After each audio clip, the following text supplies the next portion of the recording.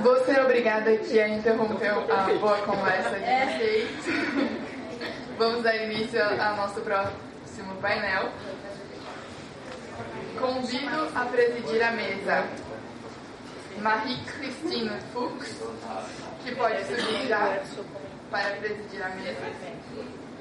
Ela possui graduação em Direito Alemão e Francês, mestrado em Direito Internacional Público, em Direito da União Europeia e Direitos Humanos e doutorado pela Universidade de Saarbrücken, na Alemanha. Foi pesquisadora do Instituto Max Planck, na área de Direito Público Comparado e Direito Internacional. Atualmente é advogada na Alemanha, diretora do programa Estado de Direito para Latinoamérica da Fundação Konrad Adenauer. Fundação esta que está apoiando este 5º Seminário de Direitos Humanos, e aproveito para demonstrar aqui nossa gratidão pelo apoio tão necessário para que eventos engrandecedores como esse possam acontecer. Para compor a mesa, convido também Patrícia Perrone Campos Melo.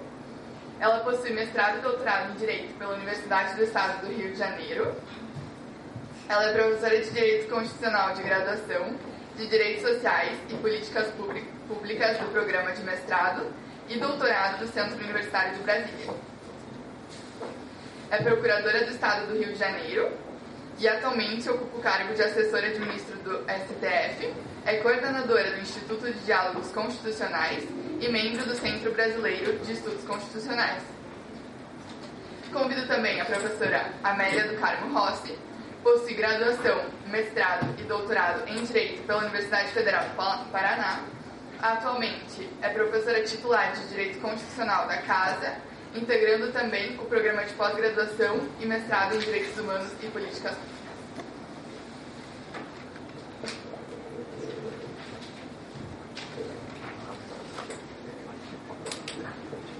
Bom dia a todos e a todas. Desculpo que no hablo portugués, entonces espero que me puedan entender en español.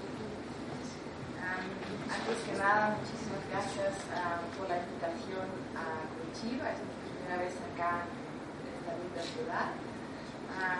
Sobre todo a la profesora Danieli por la invitación. De verdad es un placer estar acá en esta universidad. Bueno, ahora creo que vamos a cambiar un poquito el tema, aunque ya he escuchado que también tenemos unos pensamientos sobre el constitucionalismo transformador, sobre empresas y derechos humanos. Yo sé que el resto del seminario fue un poco más sobre el tema empresas y derechos humanos, y ahora vamos a hacer una pequeña gira por el constitucionalismo transformador. Ese es un tema que ha trabajado la Fundación Konrad Adenauer, el programa de Estado de Derecho para Latinoamérica, muchas veces junto con el Instituto Max Planck en Heidelberg, que es un poco como el instituto patrocinador, pero uno de los institutos más importantes que trabajan en este tema. Y ese es un tema que nos ha ocupado ya hace muchos años. Creemos que justamente en esos días en donde vemos tantas amenazas a nuestros valores fundamentales por tendencias populistas, autoritaristas en este continente, que es cada día más importante fortalecer la jurisdicción constitucional y el derecho constitucional. Por eso que es tan importante que el día de hoy tocamos ese tema y no solamente hablamos sobre ese tema acá en Chile. El programa Estado de Derecho se formó casi hace 30 años con su sede en Colombia, y siempre hemos creído que el derecho constitucional y la jurisdicción constitucional solo se puede fortalecer por el diálogo. Eso es básicamente la razón de estar del programa de Estado de Derecho. El diálogo entre las cortes constitucionales, por ejemplo, en este continente, para que puedan intercambiar sobre sus jurisprudencias, pero también sobre las amenazas que están enfrentando en estos tiempos. También siempre hemos fortalecido y todavía lo hacemos el diálogo vertical, los sistemas regionales de protección de derechos humanos y la jurisdicción constitucional, los tribunales constitucionales de este continente. Pero también, como soy europea, creemos firmemente que también es importante un tercer nivel, que tenemos que fortalecer el diálogo interregional. Es por eso que también nosotros como alemanes somos muy importantes tener una representación aquí en Latinoamérica y estamos muy felices de poder trabajar en Latinoamérica y intercambiar ideas y opiniones sobre temas tan importantes como el socialismo transformador. Yo creo que también es importante un cuarto nivel que también está en el enfoque del constitucionalismo transformador. Ese es el enfoque más interdisciplinar. Yo creo que el constitucionalismo y los derechos humanos no deberían ser un asunto solamente de los abogados, de los juristas, sino tenemos que trabajar este tema y analizar este tema, investigar este tema cada día con el enfoque más interdisciplinar, es decir, por ejemplo, involucrar medidas como el arte o el cine para transmitir este mensaje importante de los derechos humanos en los continentes. ¿Qué hace la Fundación de promoción de lo que estamos haciendo? Por ejemplo, hace 25 años, cada año organizamos un encuentro entre todos los tribunales constitucionales del continente, entre el Tribunal Constitucional de Alemania y la Corte Interamericana de Derechos Humanos, para que se puedan, primeramente para que puedan dialogar, para que puedan debatir. A veces también tienen opiniones muy diferentes, pero yo creo que lo importante es que hablan y intercambian ideas sobre sus diferentes opiniones de jurisprudencia. Y al final del día también para que puedan entender el uno al otro y aprender el uno al otro. Para llegar al final del día de acercamiento mutuo entre los diferentes tribunales, para justamente fortalecer ese diálogo que al final del día tal vez un día va a llegar a un constitucionalismo cada día más inter- o latinoamericano. Pero yo no estoy acá para hacer una ponencia, solo soy la presidenta o la moderadora de esta mesa. Por esto me gustaría darle la palabra a empezar a la profesora Patricia para que nos cuente un poco sus ideas sobre el tema y luego vamos a discutir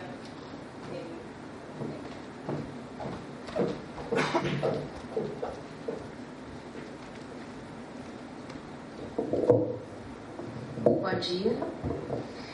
Queria dizer que é uma grande alegria participar desse evento. Agradecer o convite à professora Daniele Pamplona, que foi uma das grandes incentivadoras do meu ingresso nessa matéria, do meu estudo nessa matéria. E, dito isso, vou passar diretamente ao tema do nosso painel, que é constitucionalismo transformador, transnacionais e direitos fundamentais. Eu vou começar pelo que eu acho que é o começo e que eu acho que de alguma maneira já foi mencionado aqui, mas que eu acho que vale a pena repetir, que é o ingresso de transnacionais em um país, o ingresso de grandes empresas de infraestrutura em um país é capaz de gerar muitos impactos positivos. É capaz de trazer investimentos, é capaz de gerar infraestrutura, é capaz de produzir novos empregos e pode ser um indutor de crescimento. E, portanto, o ingresso é desejado pelos países e, sobretudo, pelos países em desenvolvimento, que são carentes de recursos e que, de alguma maneira, dependem desses investimentos estrangeiros. Esses países querem muito receber esses investimentos dessas empresas e estão dispostos a disponibilizar as condições, os regimes jurídicos e, eventualmente, flexibilizar os regimes jurídicos para que essas empresas possam vir investir. No entanto, essas empresas, quando chegam nesses países, também são capazes de gerar impactos muito negativos. E A América Latina está repleta de exemplos que não se restringem à América Latina, desses impactos negativos. Então, quando essas empresas chegam, eventualmente elas produzem danos ambientais que comprometem o acesso à água potável, que comprometem a qualidade do solo, que comprometem a segurança alimentar, que interferem sobre o modo de viver das comunidades locais, que eventualmente podem interferir sobre a proteção de grupos indígenas, de comunidades de outros povos tribais, etc. Eventualmente essas empresas desenvolvem práticas de trabalho que não são plenamente protetoras de condições mínimas de trabalho, etc. Portanto, o ingresso dessas empresas no território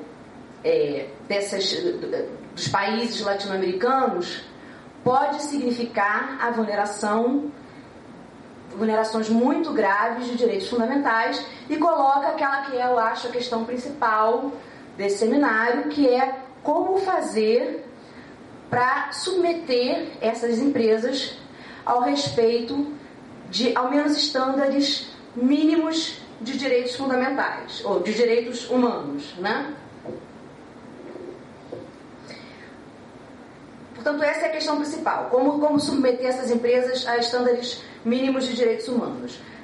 A submissão das empresas a esses estándares mínimos de direitos humanos enfrenta duas ordens de problemas. Em primeiro lugar, um problema jurídico, que é, no âmbito internacional, os Estados são responsabilizáveis por não agir de forma a assegurar a tutela dos direitos humanos quando da atuação dessas empresas. No entanto, essas empresas, pelo entendimento tradicional, não são consideradas igualmente responsabilizáveis, porque não são elas próprias quem celebram os tratados e, portanto, não são consideradas vinculadas ao respeito das normas que prevêem a tutela de direitos humanos previstas nos tratados. Então, esse é o primeiro ponto. Não se considera que as empresas estejam vinculadas ao respeito das normas de direitos humanos previstas no tratado. Primeiro problema jurídico. Problema econômico e político.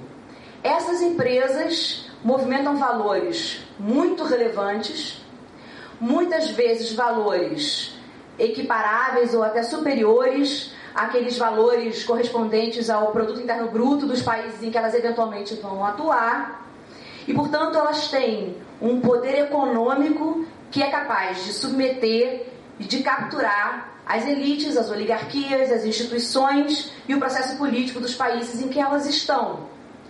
Portanto, é difícil submeter as empresas, quer porque os instrumentos de direito internacional ainda não dão uma resposta satisfatória para que elas sejam plenamente vinculáveis pelos tratados que foram produzidos, quer porque, numa dinâmica de realpolitik, elas têm um poder econômico e um poder político que faz com que, na prática, elas capturem o comando dos países em que elas estão e submetam, digamos assim, os estados, que passam a agir como longa-manos dessas próprias empresas, de braços dados com eventuais violações de direitos humanos e não em prol da proteção da sua própria comunidade.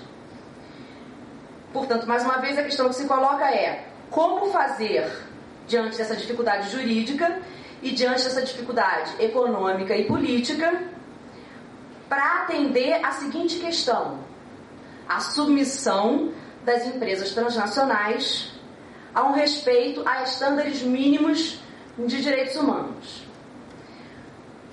Essa pergunta, está se buscando responder essa pergunta de várias maneiras, por meio de instrumentos do direito internacional, por meio de soft law, por meio de mecanismos suasórios, e eu gostaria de tentar endereçar e propor respostas a essa pergunta olhando para o direito constitucional e para a atuação dos judiciários locais. Eu queria tentar uma resposta de como criar mecanismos que vinculem as transnacionais ao respeito a direitos humanos ou a direitos fundamentais, no caso do direito doméstico, a partir do direito constitucional e a partir da atuação dos judiciários nacionais. E a minha ideia é que a gente pode trabalhar essa proposta a partir de 3 institutos jurídicos diferentes. Primeiro instituto, o Ius Constitucionale Comune Latino-Americano. Um instituto, digamos assim, uma ideia que vem sendo desenvolvida pelo Instituto Max Planck de Heidelberg, e que eu acho que se presta bem a esse papel de criar uma ideia de um direito constitucional comum na América Latina que é limitador da atuação das transnacionais. O segundo instituto, que é a ideia de eficácia horizontal dos direitos fundamentais e da incidência desses direitos fundamentais das relações privadas, que eu vou explicar mais adiante. E a terceira ideia, que é tentar trazer para o marco doméstico o marco de proteger, respeitar e remediar, e os princípios que detalham esse marco que foram propostos pela ONU. Quer dizer, portanto, o desafio é tentar criar um mecanismo que vincule as transnacionais ao cumprimento de direitos humanos /fundamentais, porque a gente está falando de cumprimento na órbita doméstica, através do Instituto do Ius Constitucionale Comune, da eficácia horizontal dos direitos fundamentais e da internalização, da utilização doméstica do marco desenvolvido pelas Nações Unidas de proteger, respeitar e remediar, e dos princípios que detalharam esse marco. Então, primeira coisa, vou então nessa ordem, vou falar de Ius Constitucionale Comune, vou falar de eficácia horizontal e vou falar do marco proteger, respeitar e remediar. O que é o Ius Constitucionale Comune? O Instituto Max Planck parte de uma ideia de que a América Latina tem uma história comum, uma colonização comum e problemas econômicos, políticos e sociais comuns que acabam resultando, de alguma maneira, na produção de respostas jurídicas semelhantes para esses problemas.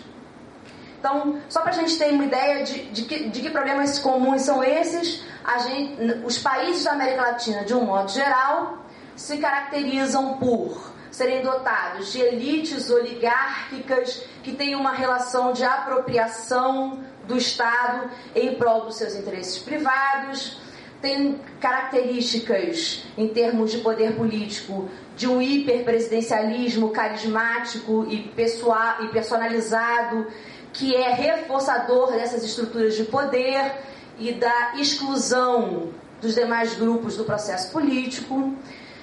Tem uma característica de desigualdade muito profunda entre os seus cidadãos e, portanto, de exclusão desses cidadãos de parcelas e de prestações que são fundamentais como pré-condição para a sua própria participação no processo democrático, e um histórico de que esses cidadãos não se sentem efetivamente representados pelas instâncias majoritárias, até porque eles estão excluídos dessa participação. Como resultado disso tudo, a cidadania começou a identificar no poder judiciário uma instância alternativa para veicular os seus pleitos. Eu não tenho voz através dos meus representantes, nem no legislativo nem no executivo, então eu vou buscar a solução e o acolhimento dos meus pleitos no judiciário. E efetivamente essa é uma marca do constitucionalismo em grande parte dos países da região. O judiciário se tornou, de alguma maneira, um veículo de implementação muito importante desses direitos que não encontram voz, não encontram guarida em outro lugar. E é por isso que a gente diz, Por isso que a gente fala em constitucionalismo transformador, porque o constitucionalismo que vem sendo desenvolvido na América Latina é o constitucionalismo que, através do judiciário, efetivamente está tirando do papel a implementação de alguns direitos e está efetivamente viabilizando na prática a implementação desses direitos. Portanto, isso é o que a gente chama de constitucionalismo transformador. O ius constitucionale comune latino-americano é o instrumento regional característico da América Latina que empurra, que viabiliza esse constitucionalismo transformador. O que é o ius constitucionale latino-americano?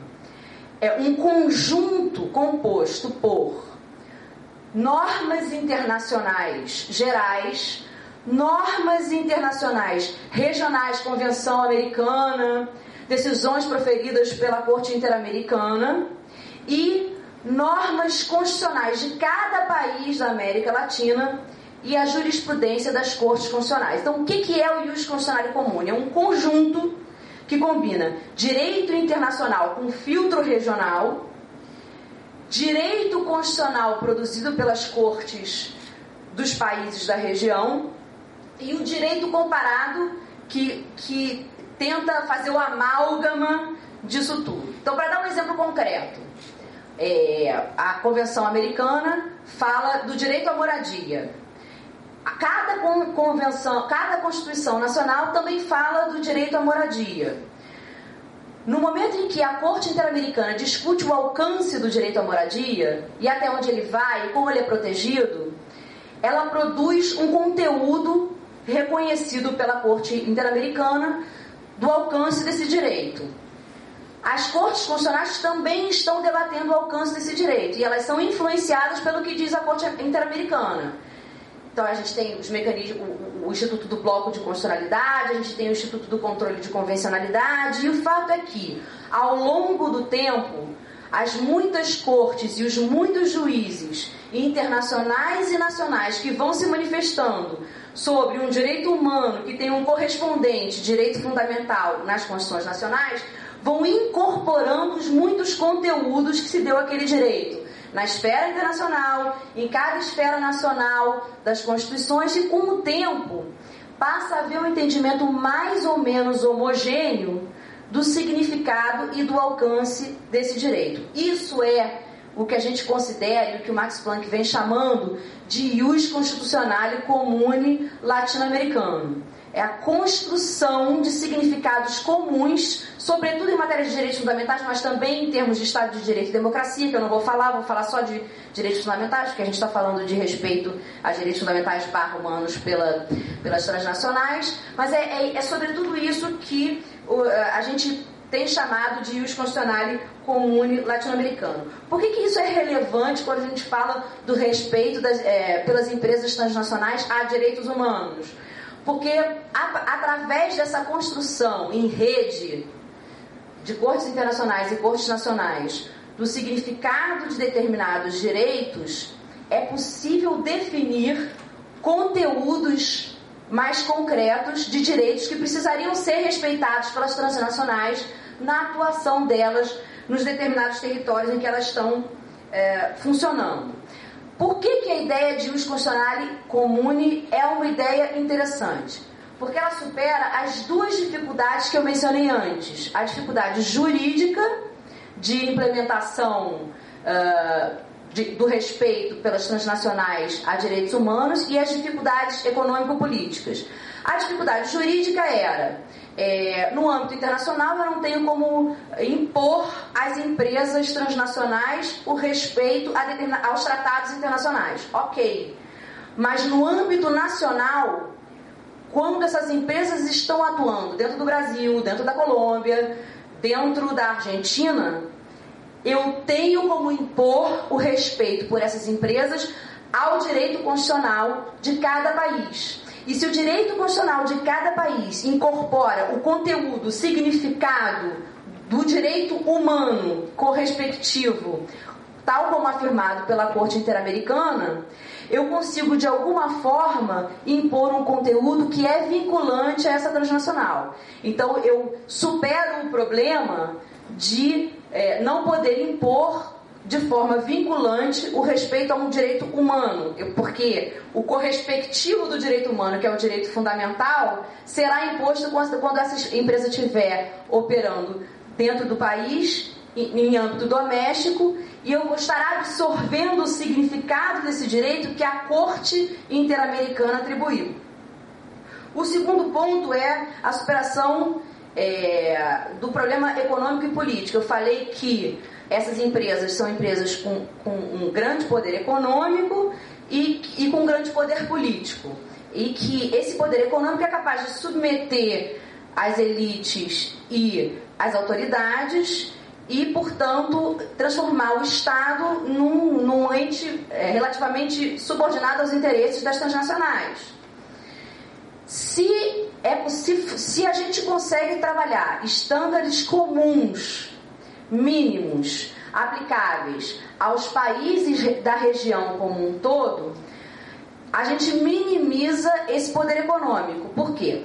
Se a Colômbia trabalha com um estándar, o Brasil trabalha com um estándar e a Argentina trabalha com um estándar, a empresa migra do país em que o estándar é mais rigoroso para o país em que o estándar é menos rigoroso. E, portanto, ela continua reforçando o poder econômico que ela exerce e toda essa estrutura se reforça ciclicamente. Agora, se eu consigo de alguma maneira construir um estándar comum mínimo e esses países atuam mais ou menos da mesma forma na imposição de determinados limites e do respeito a determinados direitos fundamentais, eu talvez não tenha esse efeito de migração de um país mais rigoroso para um país menos rigoroso. E em vez de eu ter essa migração, eu talvez eleve o patamar de respeito a direitos na região como um todo.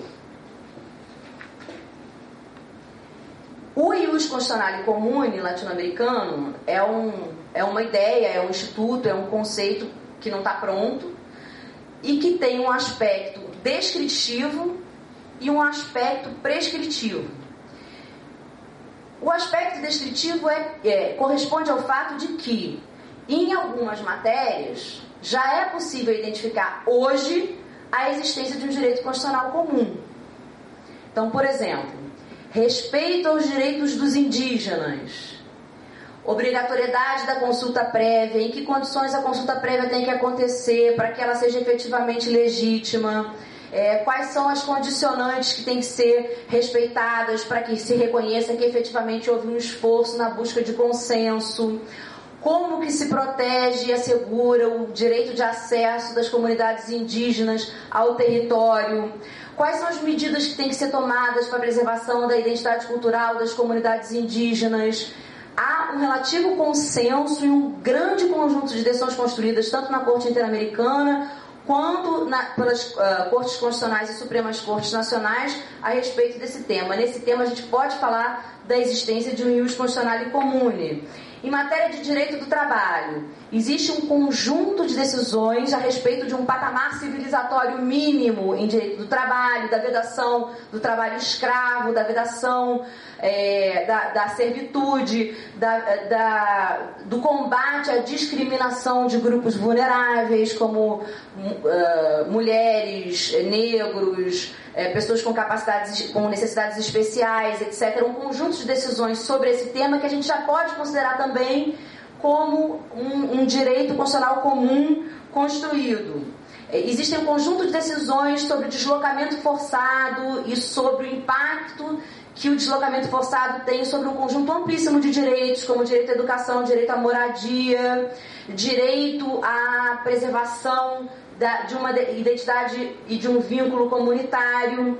E também em matéria de meio ambiente, existe um conjunto de decisões reconhecendo um patamar de proteção mínimo ao meio ambiente e a relação da proteção do meio ambiente com acesso à água, segurança alimentar, proteção do direito à moradia, entre outros direitos. Portanto, existem efetivamente matérias em que, quando a gente fala de Ius Constitucionale Comune, a gente está falando de uma conquista que já claro que está sempre em avanço, em evolução e desenvolvimento, mas de um conjunto de direitos que já estão mais ou menos consolidados. E esse é o aspecto descritivo do ius constitucionale comune latino-americano.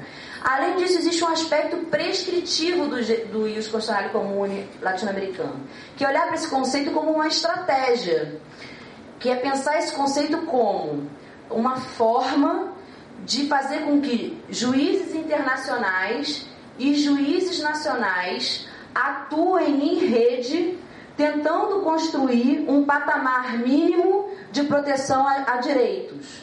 Um patamar mínimo de proteção a direitos que possa ser oponível não apenas às transnacionais, mas também à resiliência contra retrocessos democráticos, etc. Estou mencionando transnacionais apenas porque é esse o nosso tema aqui.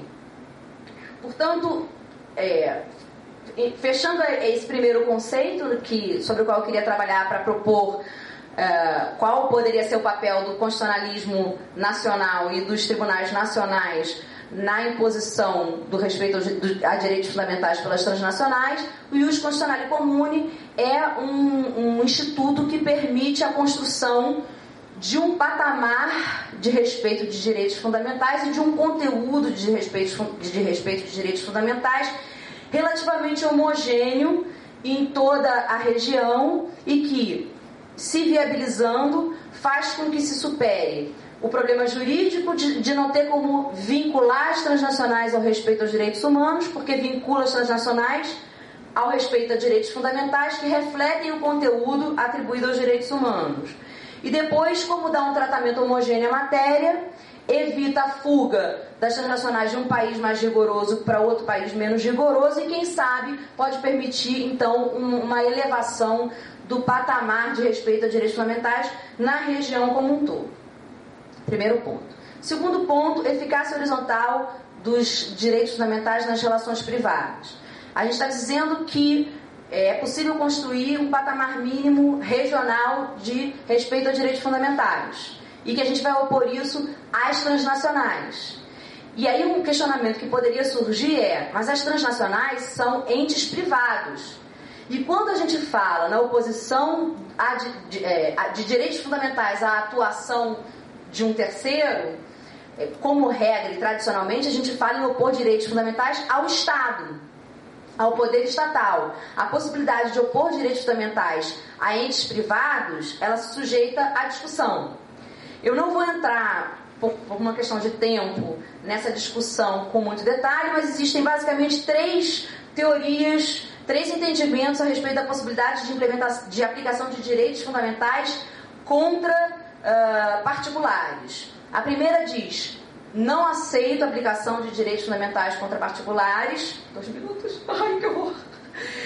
Não aceito porque só é possível implementar direitos fundamentais contra o Estado. A segunda diz: eu só aceito a implementação de direitos fundamentais contra particulares se houver a mediação do legislador autorizando essa implementação. E a terceira diz: é possível implementar direitos fundamentais em face de particulares, sempre que houver uma assimetria de poder entre uma empresa, entre um particular e aquela outra parte que é muito mais vulnerável e que está sofrendo essa assimetria de poder. No caso das transnacionais, elas são tão ou mais poderosas que os Estados. Então, a mesma ratio que permite a oposição de direitos fundamentais aos Estados, tanto no que respeita à obrigação de não fazer quanto no que respeita à obrigação de promover, permite que essa solução seja aplicada às empresas transnacionais. O terceiro aspecto que eu queria trabalhar, que é a aplicação do marco desenvolvido pelas Nações Unidas de proteger, respeitar e remediar em caso de violação a direitos humanos. Esse marco significa que os Estados têm a obrigação de proteger e, portanto, eles têm que tomar todas as medidas legislativas de fiscalização e de punição e de remediação em caso de violação a direitos humanos. Significa que ele está obrigado a isso e, se ele não faz isso, ele é responsabilizável na esfera internacional por não tê-lo feito. As empresas, de acordo com esse marco, elas têm a responsabilidade de respeitar os direitos humanos, responsabilidade significando que elas não têm um dever jurídico, mas que existe uma expectativa social de que elas cumpram, de que elas respeitem os direitos humanos. Ou seja, esse marco reconhece que no que respeita às empresas, elas devem aderir voluntariamente à observância dos direitos humanos. E, com relação à remediação, reconhece o direito das vítimas a ter remediado as violações. O que significa trazer esse marco para dentro da esfera doméstica? Significa, esse marco ele não inova em obrigações, ele é apenas um elemento sistematizador e que ajuda a pensar e a distribuir as responsabilidades. Então ajuda a entender aonde que o Estado falha, aonde que ele precisa entrar, aonde que a empresa falha, aonde que ela precisa entrar. Quando a gente traz esse marco para dentro do ordenamento doméstico, a gente continua dizendo que o Estado tem o dever de legislar, fiscalizar e punir, e que as empresas têm o dever de respeitar. O dever das empresas de respeitar significa que elas precisam se comprometer com respeito aos direitos humanos, de acordo com os princípios desenvolvidos pela ONU, por meio das suas mais altas esferas de direção, que elas têm um dever de diligência, no sentido de serem capazes de fazer um esforço de mapear todas as possíveis violações, criar mecanismos para evitar essas violações, fazer o acompanhamento da evolução desses mecanismos e eventualmente reformulá-los de forma permanente, e que elas têm que criar mecanismos internos para remediar as violações e facilitar a interação com a população local. Tudo isso é o que está no marco da ONU. Quando eu trago esse marco da ONU para dentro para aplicação doméstica, eu trago com uma pequena diferença, que é, no âmbito doméstico, não é voluntário o cumprimento pelas empresas. No âmbito doméstico é obrigatório. Então eu uso a mesma lógica de proteger, respeitar e remediar, só que no pilar respeitar, que é aplicável para as empresas, ao contrário do que acontece no âmbito internacional, no âmbito doméstico, isso é obrigatório, e se as empresas não se desincumbem de todos os seus deveres de diligência, isso significa que elas são responsabilizáveis no âmbito doméstico por não terem cumprido as exigências da legislação local.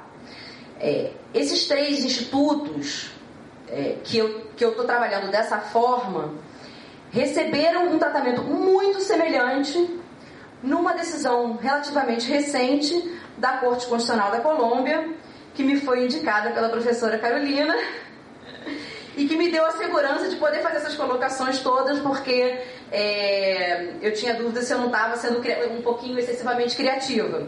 Mas na sentença 732/16, a Corte Constitucional da Colômbia foi chamada a avaliar a violação ao direito à moradia de uma família que teve a sua residência muito precarizada por conta do funcionamento de uma empresa de infraestrutura que estava fazendo uma obra no município ao lado e que transitava na estrada com material muito pesado, produzia vibração que desestabilizava a estrutura da casa da família. E a Corte Constitucional da Colômbia desenvolveu o seguinte raciocínio. Primeiro, o significado do direito à moradia, um significado que era compatível não apenas com o entendimento doméstico, mas também com o entendimento interamericano, do alcance do direito à moradia. Depois, esse direito fundamental à moradia é oponível não apenas ao Estado, mas também às empresas privadas, porque essas empresas privadas têm uma relação de assimetria de poder com essas famílias que são extremamente vulneráveis. E aplicando o marco proteger, respeitar e remediar, eu entendo que o Estado violou o seu dever de proteger, porque o município já tinha que ter removido essa família e não removeu. A autoridade licenciante violou o seu dever, porque tinha que ter monitorado o cumprimento da licença e não monitorou. E a empresa violou seu dever de diligência, porque poderia ter periciado a casa e não periciou. porque poderia ter facilitado a remediação do dano e não remediou. Ou seja, a própria Corte Constitucional da Colômbia aplicou o marco proteger, respeitar e remediar, e com relação ao pilar respeitar, oponível à empresa, considerou esse pilar obrigatório e não voluntário e responsabilizou a empresa na esfera doméstica pela violação ao direito fundamental à moradia. Portanto, encerrando, porque eu já ultrapassei meu tempo, eu considero que talvez seja um caminho para tornar vinculante a observância de determinados direitos fundamentais pelas transnacionais, a associação das ideias de ius constitutionale comune latino-americano para conteudizar os direitos fundamentais, com a ideia de eficácia horizontal dos direitos fundamentais, para que eles sejam oponíveis a particulares, e a internalização do marco proteger, respeitar e remediar, que estabelece um diálogo com o critério de distribuição de responsabilidades, que é o critério que foi desenvolvido pelas Nações Unidas. É isso.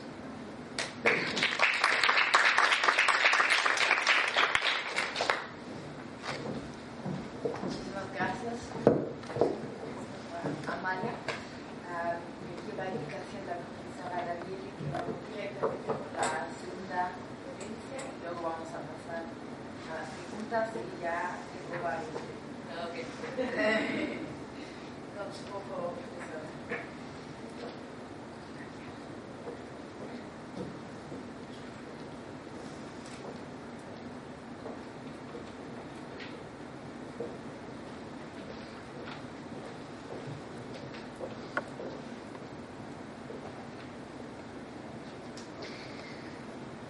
Muito bem, bom dia a todos.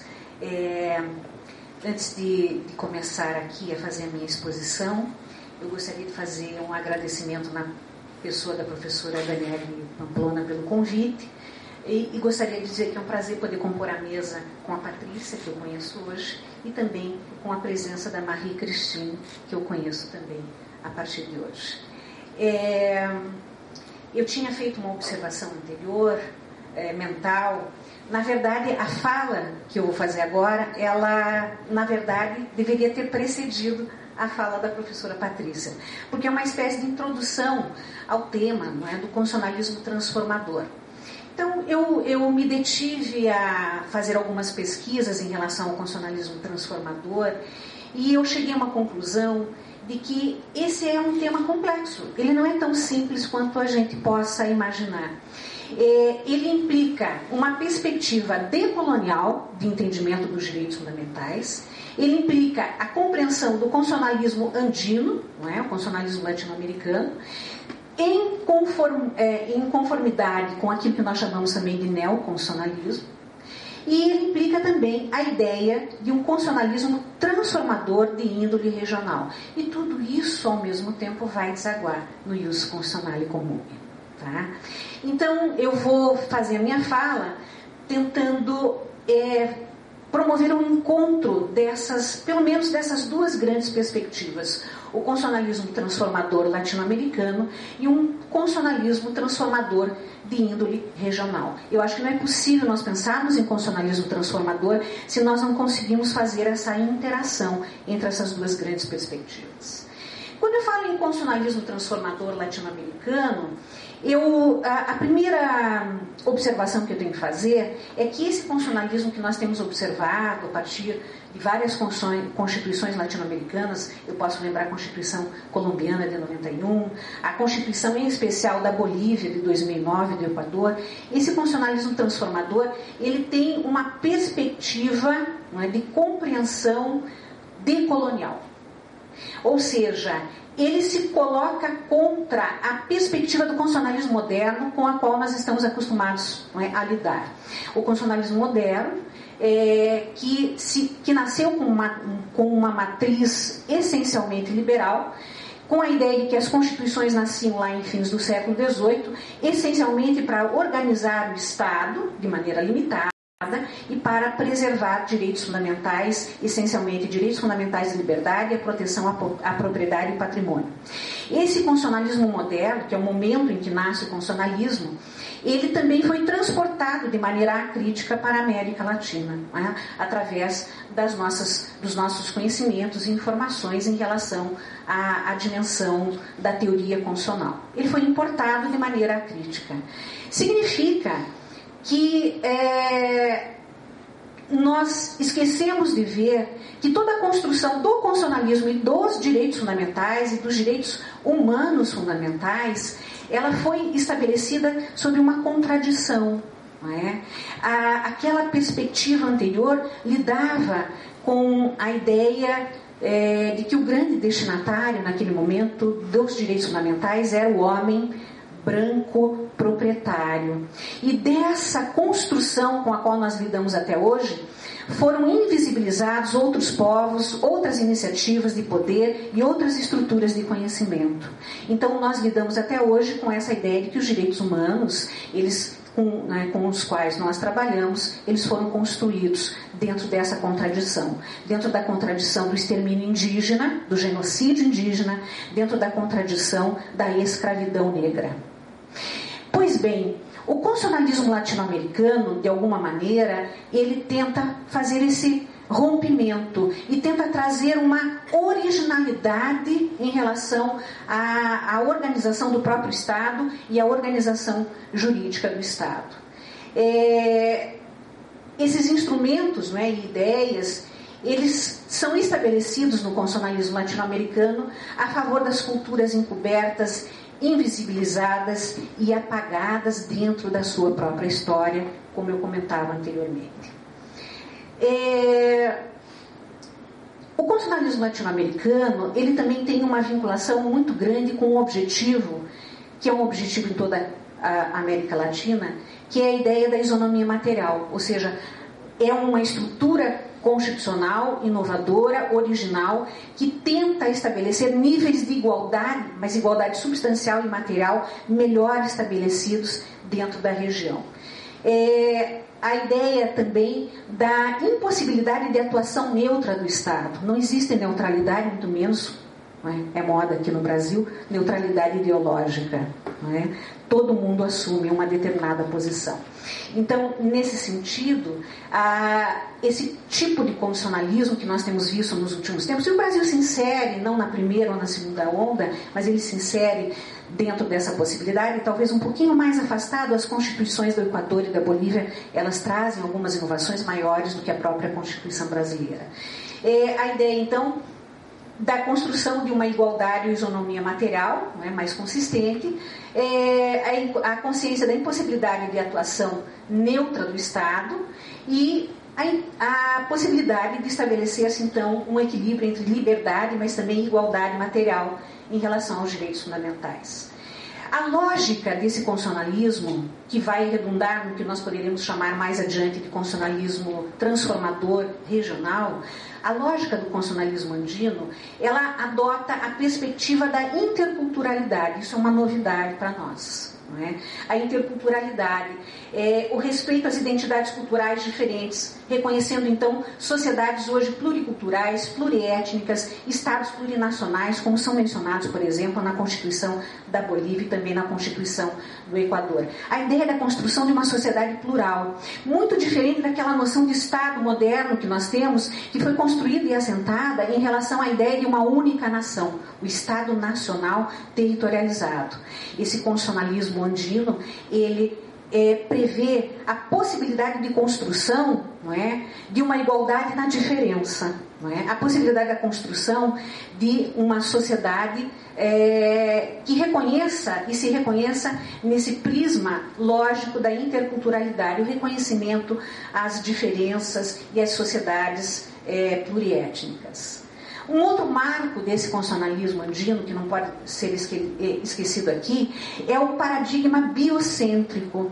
De alguma maneira, ele transforma aquele paradigma antropocêntrico anterior, não é? O homem sempre à frente de tudo, e estabelece de maneira inicial um paradigma, uma volta, não é? Para um paradigma biocêntrico, em especial quando algumas dessas constituições acabam estabelecendo o reconhecimento dos direitos da natureza, a Pachamama. Não é? Então, veja, não é só o homem mais sujeito de direitos. Algumas dessas constituições inovam ao estabelecer também a natureza como sujeito de direitos. E ao estabelecer a possibilidade de uma relação simbiótica entre o homem e a natureza, que é muito próprio, não é? Da dimensão da perspectiva indígena. Pois bem, esse paradigma biocêntrico também é uma novidade trazida pelo constitucionalismo latino-americano, que ainda precisa ser melhor desenvolvida. Uma outra novidade é a ideia de que essas constituições, em geral, ampliam os direitos coletivos e difusos e dão especial ênfase a direitos sociais. Obviamente, a América Latina ela é guardada por uma dimensão de extrema desigualdade social, de democracias bastante frágeis, e essas novas constituições nascidas do poder popular, uma ideia de refundação do Estado a partir do novo exercício do poder constituinte, essas novas constituições elas trazem uma lista extensa de direitos e dão grande ênfase a direitos coletivos e difusos. Essas novas constituições também reconhecem e protegem minorias vulneráveis, estabelecem autonomia indígena, reconhecem os povos originários, reconhecem também as mulheres e os idosos como determinadas minorias vulneráveis que precisam de proteções diferenciais para se alcançar uma igualdade material. Ainda, estas constituições estabelecem como prisma da sua atuação a ideia do princípio da dignidade da pessoa humana, como horizonte de sentido e compreensão de todo o sistema jurídico que elas emanam. Eu diria, falo pela Constituição brasileira, no princípio da dignidade, mas a perspectiva do constitucionalismo latino-americano nós podemos falar na expressão bem viver, o bem viver passa a tomar a dimensão da dignidade da pessoa humana. Esse passa a ser também o horizonte de sentido e compreensão dessas novas perspectivas trazidas por esse novo constitucionalismo. O que mais traz também esse novo constitucionalismo, e aí nós vamos já encaminhando para a compreensão de um constitucionalismo regional transformador, que vai ser isso, que vai propiciar, esse constitucionalismo regional transformador. O mais importante é que essas constituições, em sua maioria, elas estabelecem cláusulas de abertura e reconhecimento e recepção dos tratados internacionais de direitos humanos, em geral com hierarquia constitucional, e muitas vezes até supraconstitucional. E isso, essa abertura, vai dar grande possibilidade a instrumentalização de um diálogo entre essas perspectivas constitucionais, um diálogo entre cortes protetivas no fortalecimento dos direitos humanos.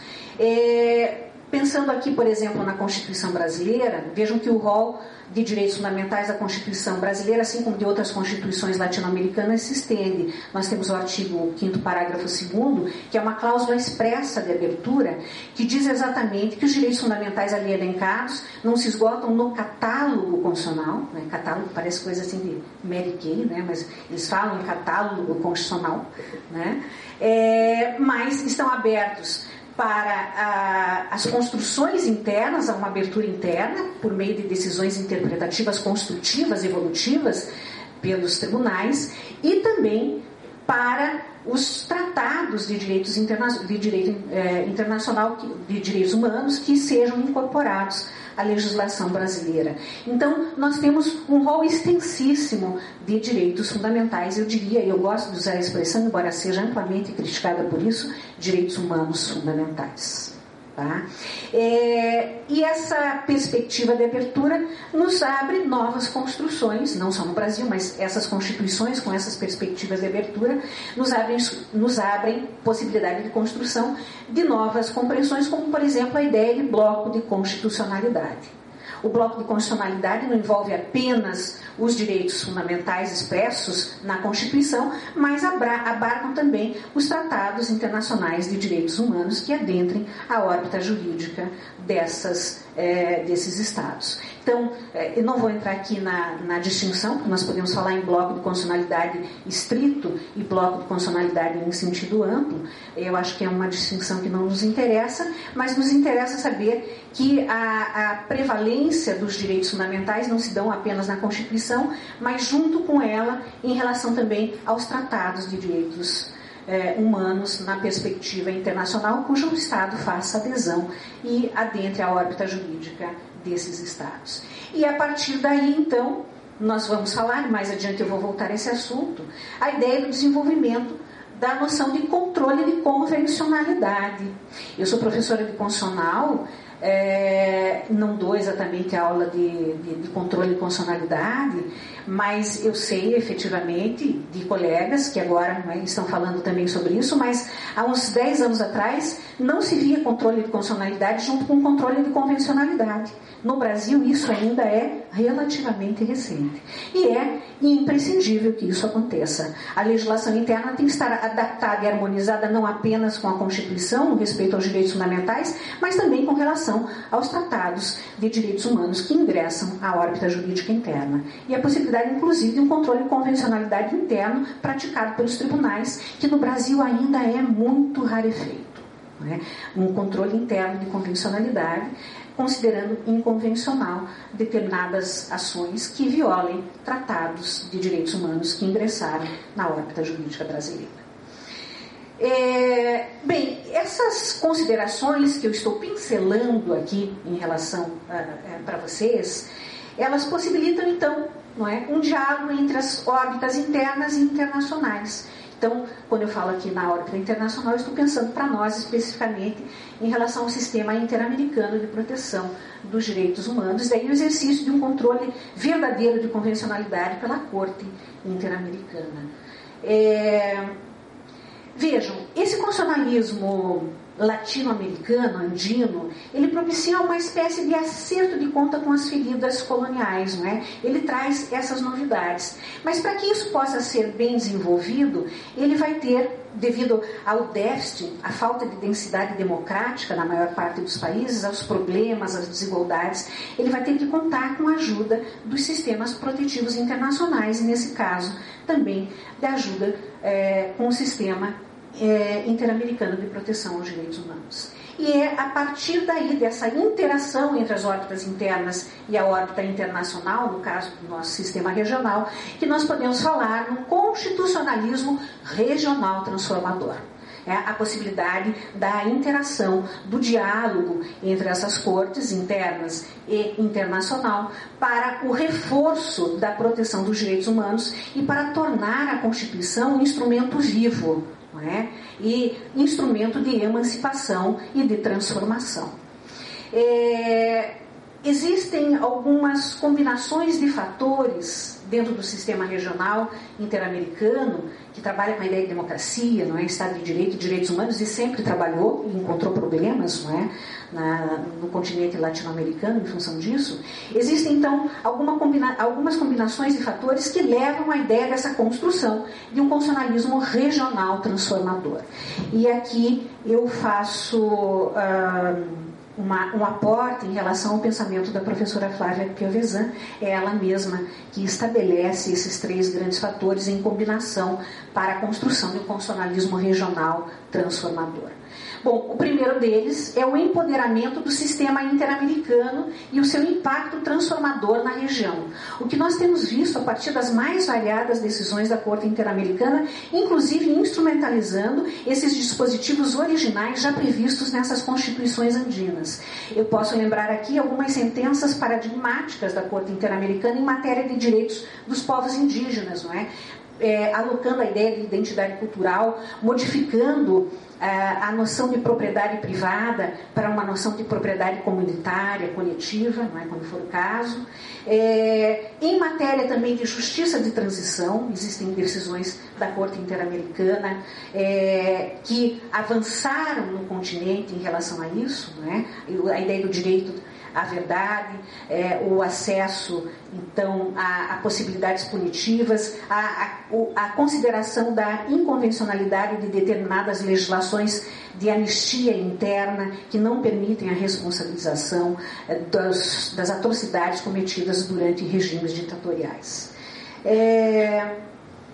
Enfim, eu poderia citar várias, mas vocês conhecem melhor do que eu, e nesse sentido há crescentemente um empoderamento do sistema interamericano e no seu impacto transformador na região. O segundo elemento nessa combinação seria, obviamente, a emergência das constituições latino-americanas que propiciam essa dimensão de transformação, que podem ser instrumentalizadas como numa perspectiva emancipatória. E a terceira combinação, o terceiro fator nessa combinação, seria também o fortalecimento da sociedade civil na luta por direitos e por justiça, a ideia de litígios estratégicos, entre outras coisas. Bom, tudo isso promove um avanço do regime de direitos humanos internamente nos países, dentro da perspectiva de um diálogo multinível.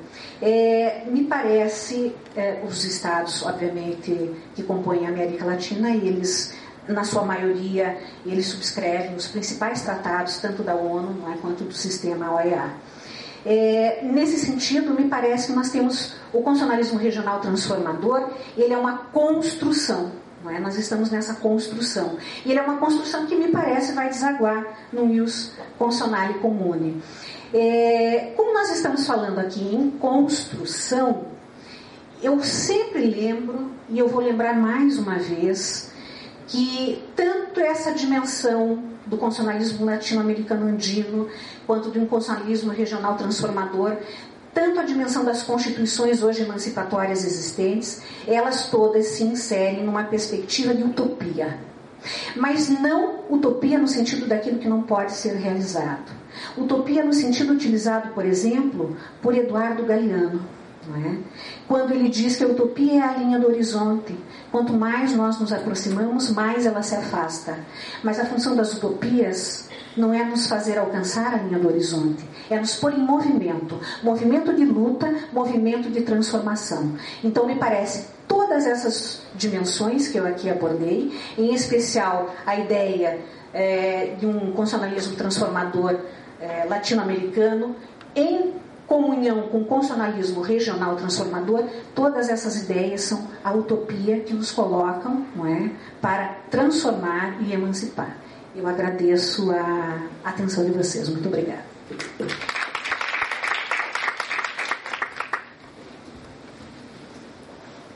Muchísimas gracias, profesora.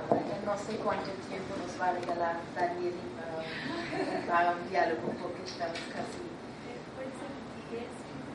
bueno, entonces una pregunta para cada una y luego unas preguntas de... ¿Me escucha? Sí. Muy bien. Bueno, primero para la profesora Patricia, que fue muy interesante hacer este vínculo entre el tema empresas y derechos humanos y el capitalismo transformador, y como tú nos has explicado, yo creo que el problema más grande es que a nivel internacional la responsabilidad toca solo a los estados, no a las empresas, y cómo entonces vinculamos las empresas a nivel internacional, a nivel nacional. A propósito, a nivel nacional, por ejemplo, en mi país, en Alemania, los derechos humanos también vinculan solo al Estado. Entonces no hay una vinculación directa de las empresas, es porque nosotros nos ayudamos un poco con este concepto de la radiación o del efecto radiante de los derechos humanos y esta consecución del Fayoulit sobre que los derechos humanos crean un orden objetivo de valores que también vincula a las empresas. Pues yo creo que también acá en Latinoamérica hay estándares muy diferentes, porque en unos países puedes hacer tutelas directamente contra privados, en algunos no, en algunos solo debajo de unos estándares específicos.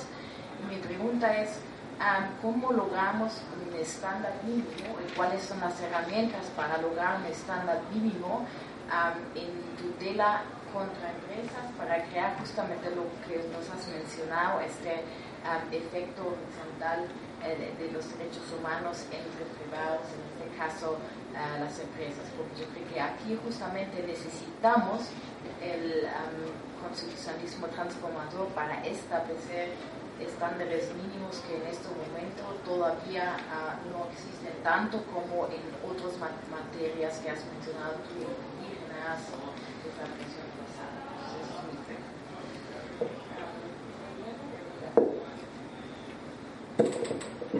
Eu tenho a impressão de que essa pergunta são duas perguntas. A primeira é como é que a gente desenvolve os estándares mínimos. Então, em algumas matérias eles estão desenvolvidos, como por exemplo indígenas, etc. E aí a gente está falando de um constitucionalismo já construído, descritivo.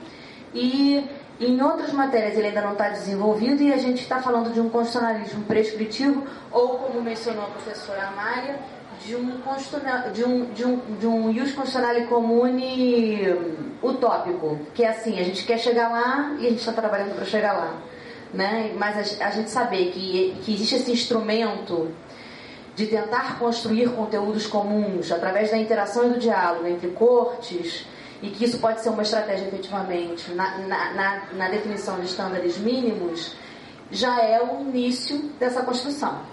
Então, não tem uma resposta completa, a gente tem uma construção em algumas matérias e ainda não tem em outras, mas percebeu uma ferramenta. Esse é o primeiro ponto. O segundo ponto é sobre a eficácia dos direitos fundamentais nas relações privadas. De fato, existem 3 teorias.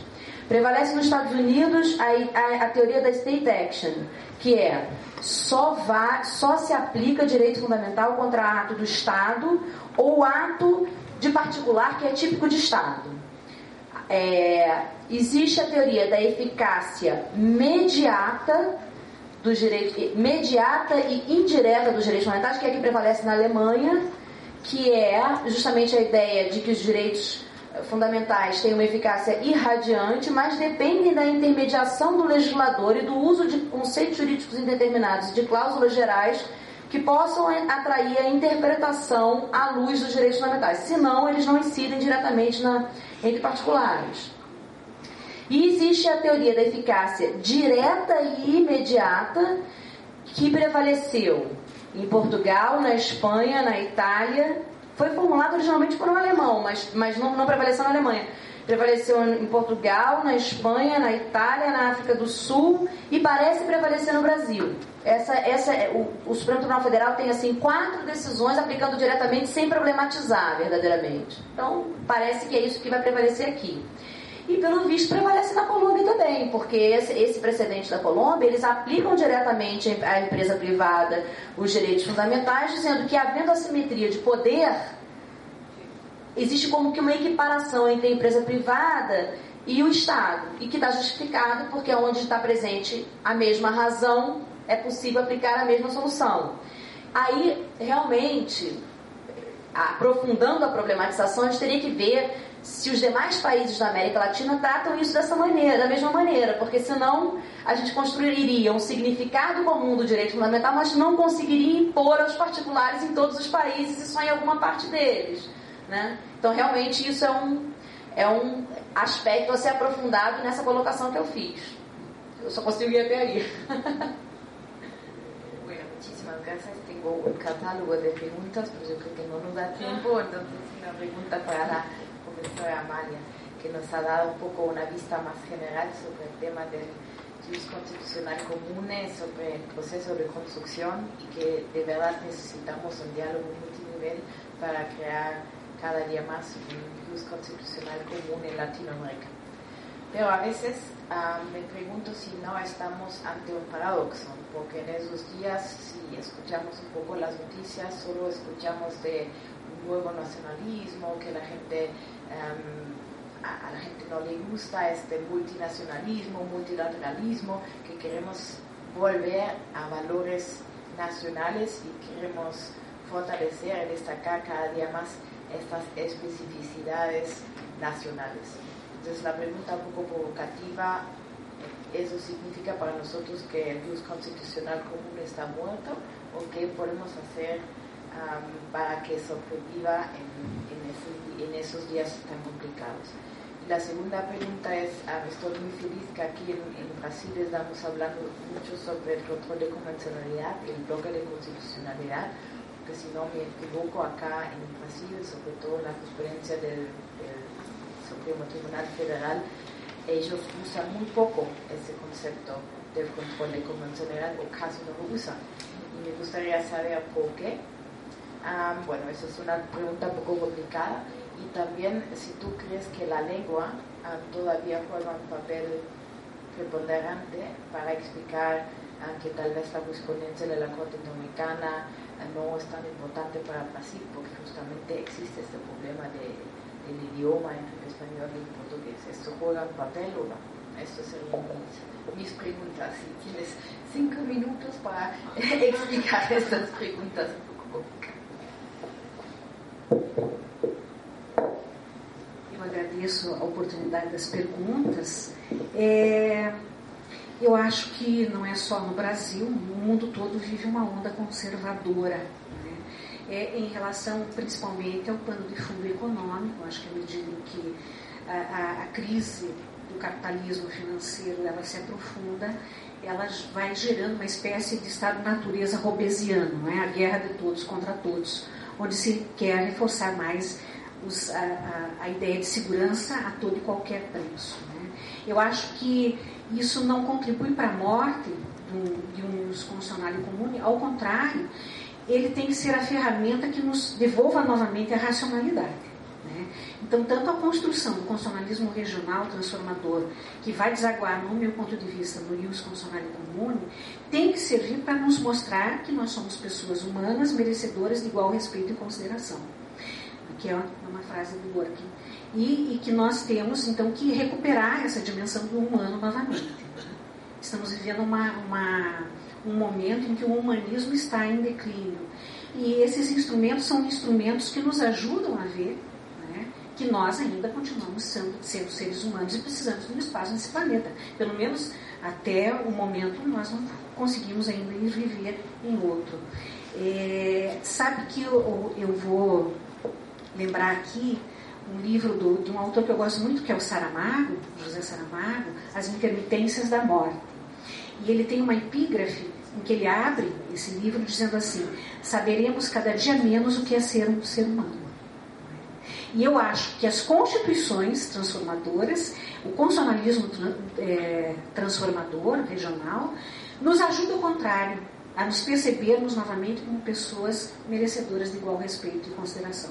É uma resposta poética, mas eu acho que a poesia, quem sabe, nos ajude nas agruras do momento atual no mundo todo.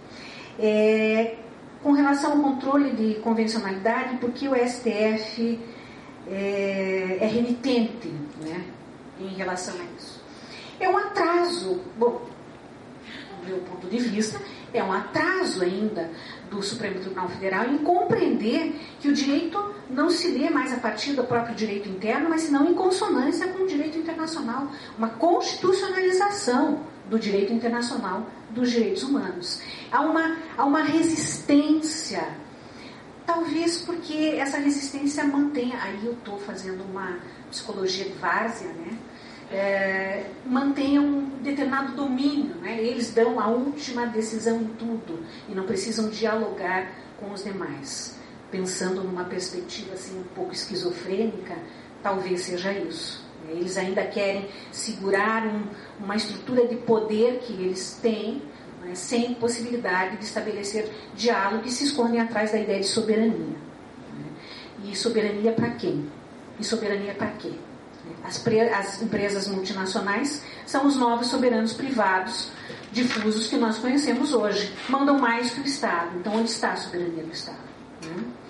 Então, acho que é uma renitência para manter poder. Isso daí é uma visão leviana que eu estou aqui estabelecendo, mas intuitivamente me parece isso. E não me parece que seja problema da língua. Embora a linguagem seja estruturação de poder, eu acho que tanto o espanhol quanto o português, eles conversam muito bem, nós nos entendemos. Eu acho que o problema não é a disputa pela linguagem diferenciada, o problema é a disputa de poder, né? E o problema é, lembrando a Mafalda, ela diz que o problema do mundo, a Mafalda do Quino, a personagem do Quino, ela diz que o problema do mundo é que todo mundo quer ser pai. Né? Isso é o problema do grande mundo, lá ela traz do globo. Eu acho que na América Latina acontece a mesma coisa. O problema na América Latina é que todo mundo quer ser proeminente, cada um deles quer ser proeminente e esquece que é por meio da cooperação que nós podemos conseguir alguma coisa. O meu tempo venceu, as respostas são poéticas, mas vamos acreditar na força da poesia. Obrigada. Muy poética, muchas gracias por ser enfrentada a Mafalda, que todavía no ha llegado a Alemania. Falta. Bueno, la profesora Daniele se fue, entonces podemos permitir 5 minutos más. Por favor.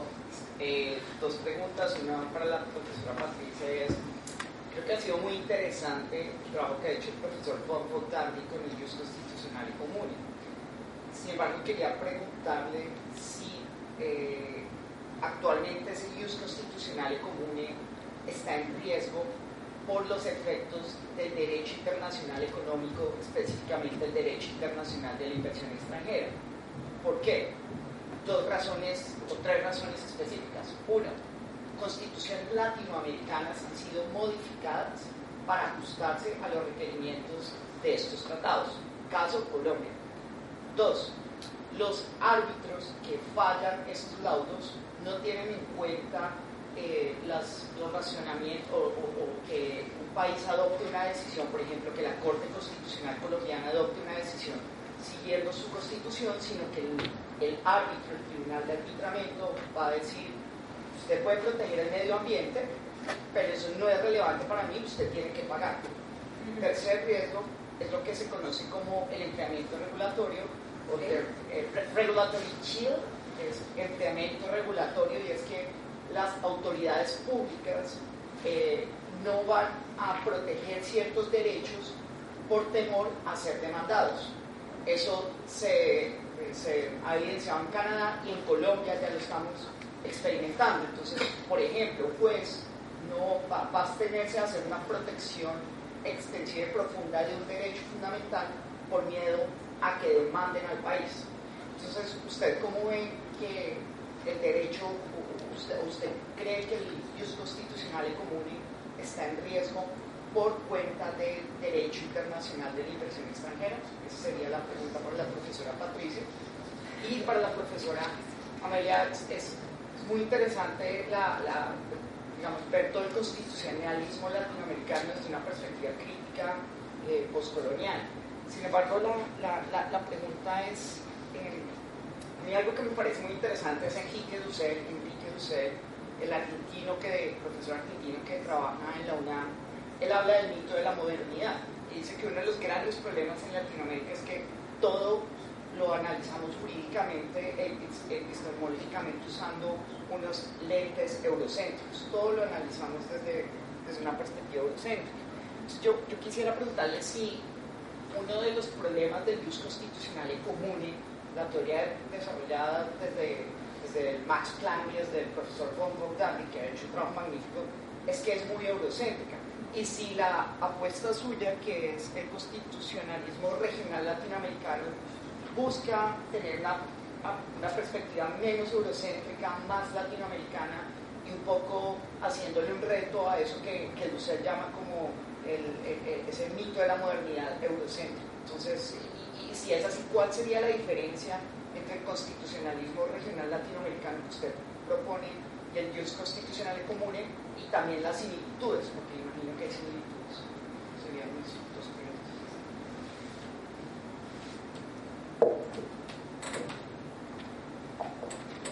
Então, vou abrir o coração.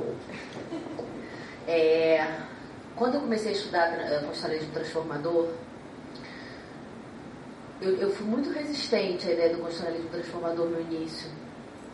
Sobretudo porque no Brasil a gente é muito resistente ainda a incorporar as decisões da Corte Interamericana e a olhar para os nossos vizinhos.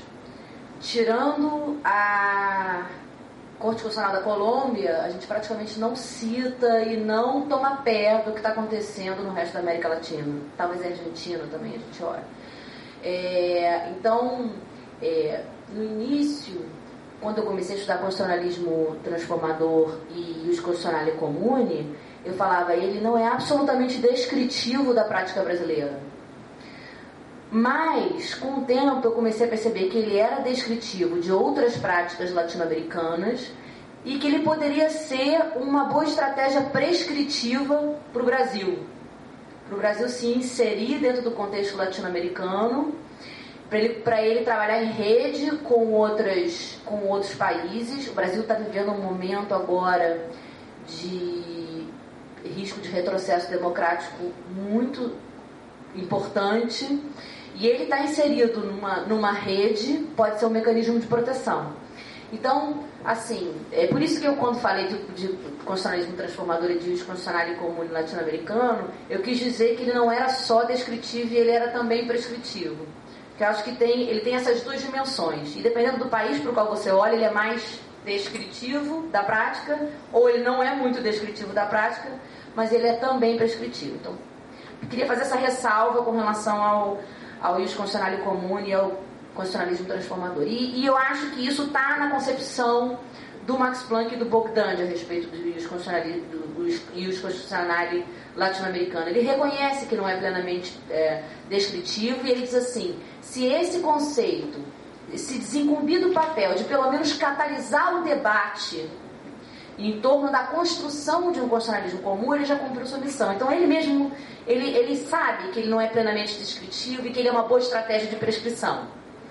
Esse é o primeiro ponto. O segundo ponto que você está colocando é assim, será que o direito internacional dos investimentos e toda essa possibilidade de interferência do poder econômico, será que isso não reduz a possibilidade, a normatividade e a efetividade do Ius Constitutionale Comune?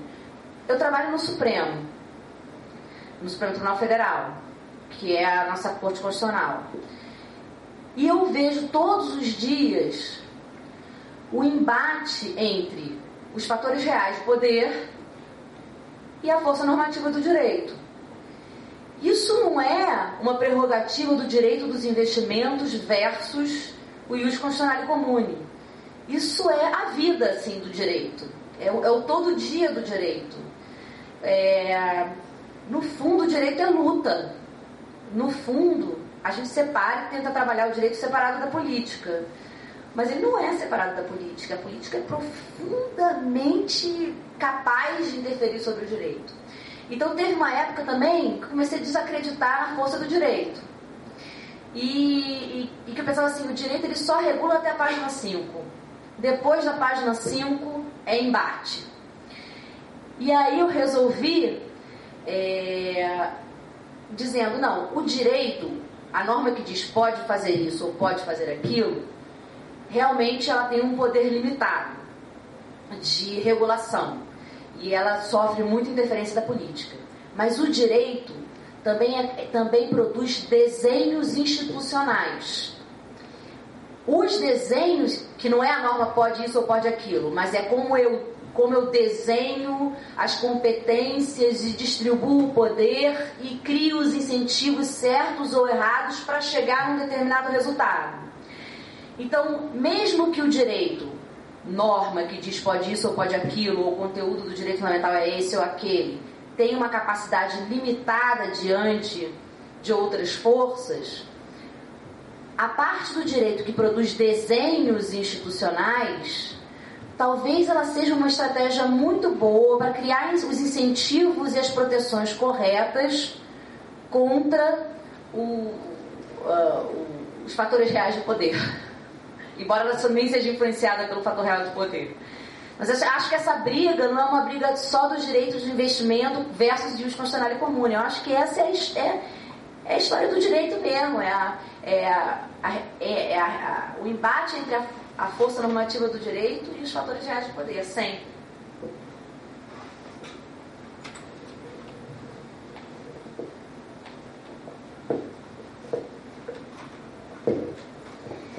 E tomara que La Salle não tenha razão, né? porque no fim da briga vencem as forças, não é, que regem a nação. Então, professor, a sua pergunta é bem precisa, se eu entendi bem, né? Se esse ius constitutionale comune, ele não teria, embora eu tenha falado na perspectiva decolonial, se ele não teria um traço da dimensão, não é, eurocêntrica.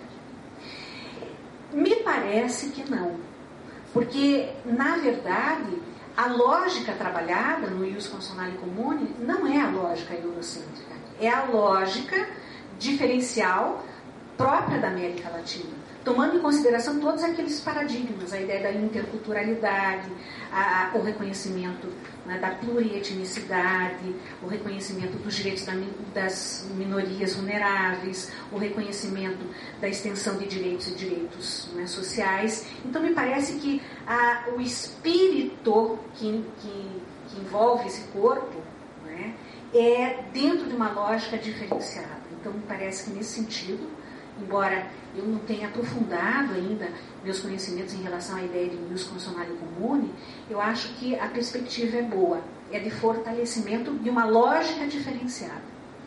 E nós, no mundo, precisamos de uma lógica diferenciada, porque a lógica tradicional não tem dado muito certo, né? Então, eu acho, nessa primeira, eu responderia que não. Tomando em consideração que eu não uso apenas Dussel quando penso na perspectiva decolonial, mas uso Mignolo, entre outros, né, Walter Mignolo, e penso na ideia da colonialidade, do ser, do saber e do poder. E a colonialidade do poder, ela não atinge apenas a América Latina, eu acho. Bom, a América Latina e os países, né, que ficaram também obscurecidos, os países orientais.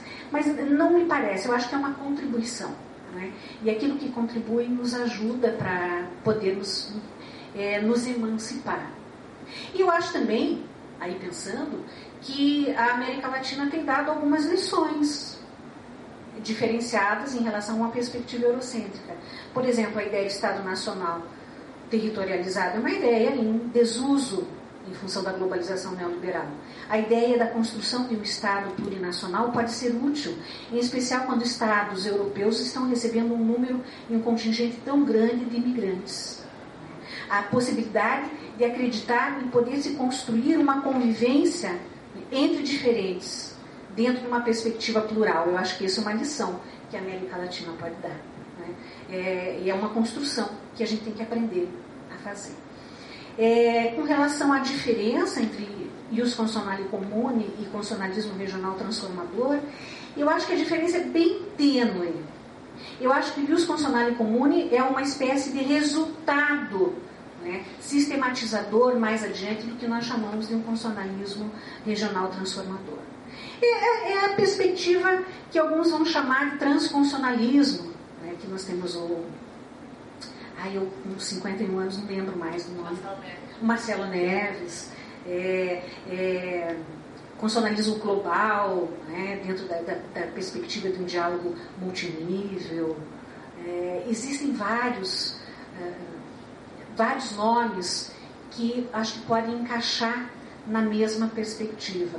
Então, eu acho que o ius constitucionale comune é uma espécie de produto final desse constitucionalismo regional transformador que trabalha com a ideia de um constitucionalismo latino-americano que se reflete também na órbita internacional protetiva regional e que promove um diálogo construtivo no sentido de reforçar a defesa dos direitos humanos fundamentais. E mais uma vez eu falo aqui que eu gosto de usar a perspectiva de direitos humanos fundamentais, embora se faça a diferenciação entre direitos humanos e direitos fundamentais, porque com essas aberturas das constituições que nós temos hoje, nós migramos para uma ponte comum. Eu não vejo mais sentido em se falar em direitos fundamentais e direitos humanos. Quizá no futuro, né, nós possamos mudar um pouco essas expressões. Elas perdem um pouco de significado. Não sei se eu respondi, mas é isso.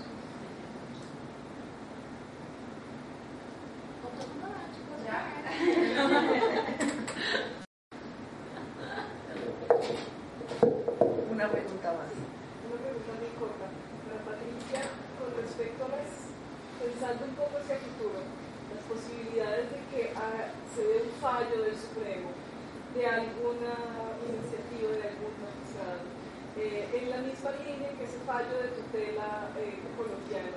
¿Hasta qué punto un fallo del Supremo puede llegar a generar un impacto en líneas más abajo de la labor judicial? ¿Hasta qué punto puede llegar a influenciar a otro tipo de jueces de tomar en consideración los principios rectores para interpretar las normas aplicables? Y lo pregunto porque el contexto colombiano, si bien es interesantísimo que un fallo de tutela hable específicamente de los principios rectores, no deja de ser un fallo de tutela cuyo estudio se restringió exclusivamente a 10 días y es solamente un fallo, de ahí no se puede construir una línea jurisprudencial para poder establecer realmente una decisión tomada por parte del Tribunal Constitucional. O Supremo ele atua em controle de constitucionalidade por dois caminhos distintos. Por meio do controle difuso, ele recebe as discussões de constitucionalidade através de recurso extraordinário e as decisões que ele profere em recurso extraordinário com repercussão geral produzem efeitos, a tese firmada produz efeitos vinculantes e gerais para todo o resto do judiciário. Então, isso no controle difuso. No controle concentrado, ele, que é através das ações diretas, que é controle abstrato, ele também profere decisões que produzem efeitos vinculantes e gerais, não apenas para todo o judiciário, mas também para a administração pública. Então, se o Supremo firma um entendimento afirmando a existência de um ius constitucionale comune, a importância do exercício do controle de convencionalidade, etc., isso pode ser fortemente influenciador da atuação das demais instâncias. Só que o controle de convencionalidade é um controle difuso, né? É um controle que empodera os juízes de forma dispersa, né? E quando o controle é concentrado sobre o Supremo, ele se empodera mais. Então, tem esse mais eu acho sim que seria paradigmático.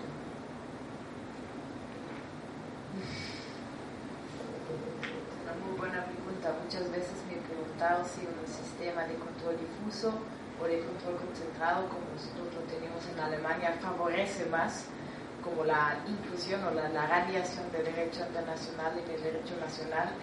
Y he aprendido mucho de los latinos para combatir un poco la tesis del euroescepticismo, porque al inicio pensé que el control concentrado, como nosotros lo hacemos, es la única posibilidad, pero de verdad yo creo que analizando y viendo sobre todo lo que hacen los colombianos, ahora creo que es el contrario es el caso. Entonces, esto contradice la tesis del eurocentrismo, ojalá. ¿Más preguntas? Estamos llegando al final del seminario. Bueno, para mí fue muy interesante. Yo creo que este es un tema apasionante y de verdad creo que aquí estamos en una posición de igualdad de poderes, ¿no? Pero yo creo que de verdad los europeos pueden aprender muchísimas cosas de Latinoamérica y no solamente, digamos, del derecho constitucional, sino también del pluralismo jurídico, ¿no? de los derechos, de los múltiples derechos que existen en ese continente y viceversa. Y si analizo, por ejemplo, el derecho brasileño y veo que, por ejemplo, Gilma Mendes hace interpretación del derecho brasileño, del derecho, bueno, según el derecho alemán, a veces pienso que los brasileños son más cerca con los europeos que tal vez con los colombianos, no sé. Entonces, de verdad, es un diálogo abierto entre Europa y Latinoamérica, es justamente por esto que estamos muy felices de parte de una fundación alemana poder discutir con todas y todos ustedes. Otra vez muchísimas gracias a las dos profesoras. La profesora Danieli se fue, entonces ya me tomo el poder de cerrar este seminario. Lamentablemente me perdí todo el día de ayer y casi me perdí el día de hoy por una demora de mi vuelo de 3 horas, pero finalmente lo logramos. Otra vez muchísimas gracias y yo creo que fue muy interesante este último panel.